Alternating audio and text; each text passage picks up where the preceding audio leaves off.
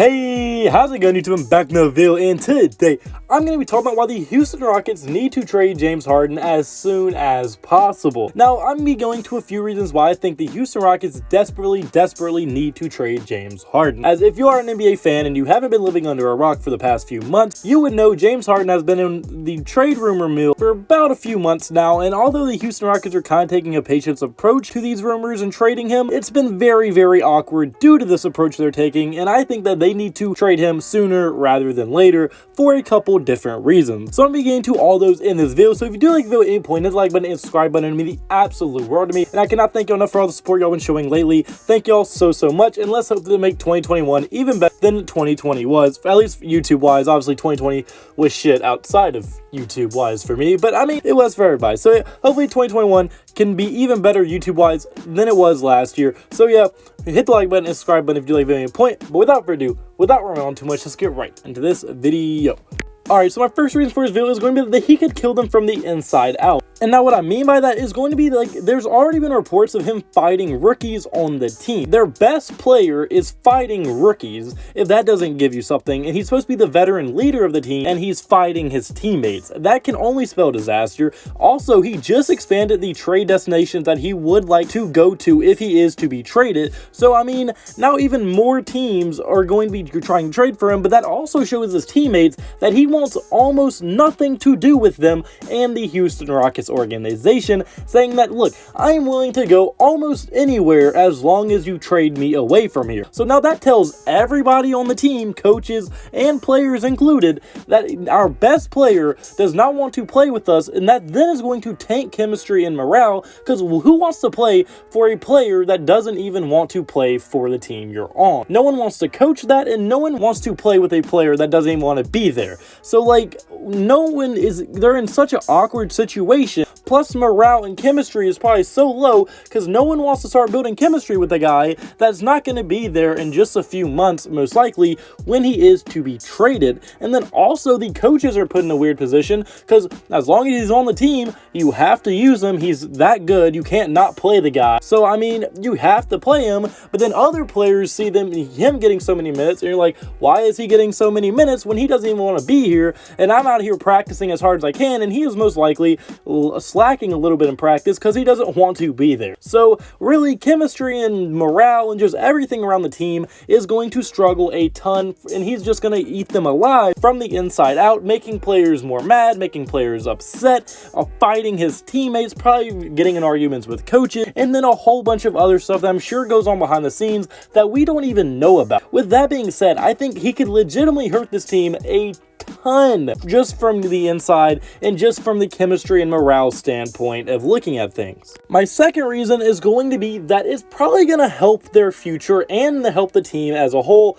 in the long run. Because as of right now, yes, it sucks when you have to trade one of the best players of this generation at all. That just sucks that you have to trade him, but you kind of have to. He's put you in that situation. But it's not all bad. Now, yes, you're losing a great player, but you could still put together a very good team despite him leaving and getting traded. As I mean, John Wall in the preseason and his first few games has looked very good and looks like the all-star level player we saw before he got hurt and before his surgery. So it doesn't look like he's really missed a step, and he should still be a very good point guard, maybe even borderline all-star level point guard going into the NBA. DeMarcus Cousins, if he can somehow stay from getting ejected in the first 3 minutes like he just did, he also showed that he might be able to be a very valuable asset as well, and that maybe he can be just as good as he once was. Now, yes, injuries have completely sidelined him, and he has to stay healthy for him to even have a chance at being as good as he once was, but hey, he did show the potential in the preseason, and hopefully we can see a little bit more of that during the actual regular season.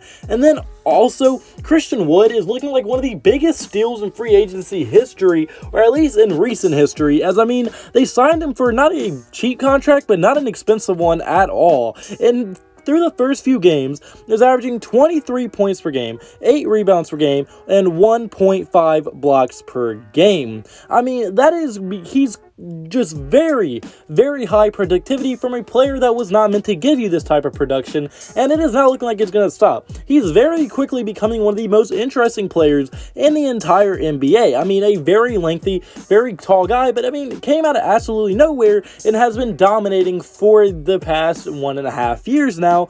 He was very good for Detroit, and now he's very good for the Houston Rockets. So they could legitimately have a very solid big three, even without James Harden on the roster, with people like Christian Wood, John Wall, and DeMarcus Cousins. And now whoever you get and whatever assets you get from the James Harden trade could just go together to building your future and building this team for the long term. As I mean, say you get a good young player for James Harden, shooting guard most likely is what you're going to get, or a small forward. You get a nice young player, plus you get some picks, and then boom, your future is looking very, very bright, as you have a legitimately big three, plus whoever you get with the picks, and plus whatever players you get in the trade, and now your future could look very bright, and you could put together a very, very competent and competitive team going into the future.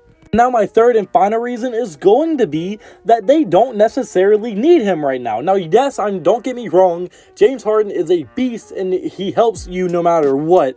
But what is the point of having him on the team right now?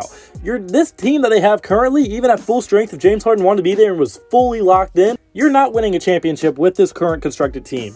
You're just not. There's no question about that. So there's almost not a chance that you even make it past the second. Maybe even if you get past the second round, you're not beating the Lakers or the Clippers, let's be honest. So you're not winning NBA Finals. So what's the point in keeping a team that could probably be a 6th, 5th seed, maybe 4th seed out west, but just get bounced in the first or second round? There's no point in that. The main goal of every team is obviously to win a championship. And if you keep James Harden, your salary is in such a bad situation with the current players you have, plus James Harden's ginormous contract. Well, you're not going to get any better in free agency. Your picks are always not going to be in the lottery. You're not going to be getting good picks. And then just overall, your team is not going to be a solid team in any way if you keep James Harden. Now, yes, they could be decent, go to the playoffs, and that would probably keep your fans at least somewhat happy and somewhat interested, but that's not the goal for an organization. Your goal is to compete for championships, and this team, even with James Harden, is not winning a championship. So you might as well build towards the future, get some good picks, get some good young assets, and hope to develop them, and then get a contending team a little bit farther down the line in the future, and maybe not even rebuild, but just have a reloading season to at least get this team a little bit on the ground and a little bit rolling, because really there's no point. If he's going to hurt you from the inside, he doesn't want to be there. It would help your future if you traded him, and you're not going to win a championship if you keep him. What is the point in keeping him? Like, he's hurting you more than he is actually helping you at this point. So I just think it would benefit the team to trade him sooner rather than later. But now, unfortunately, guys, that's it for this video. So comment below. Do you agree with me? Do you think the Rockets should trade him now? You think they should wait? I want to hear your thoughts in the comment section below. If you did like the video at any point, hit the like button and subscribe button. It means the absolute world to me, and I cannot thank y'all enough, like I said earlier, for showing all the support y'all been showing. Y'all showed tons of support at the end of 2020, and I was growing very fast, and I cannot thank y'all enough. I love you guys so much. Y'all show so much support, and hopefully we can keep that momentum going through 2021, and we can really build this thing and build a really good family around this, and just hopefully I can keep entertaining y'all as well. So yeah, if you did like the video, hit the like button and subscribe button. It means the world to me. All glory to God. Hope you have a blessed day. Can I have a blessed day? So you need to have a blessed day. See you in the next video. Goodbye. Boo. Blah.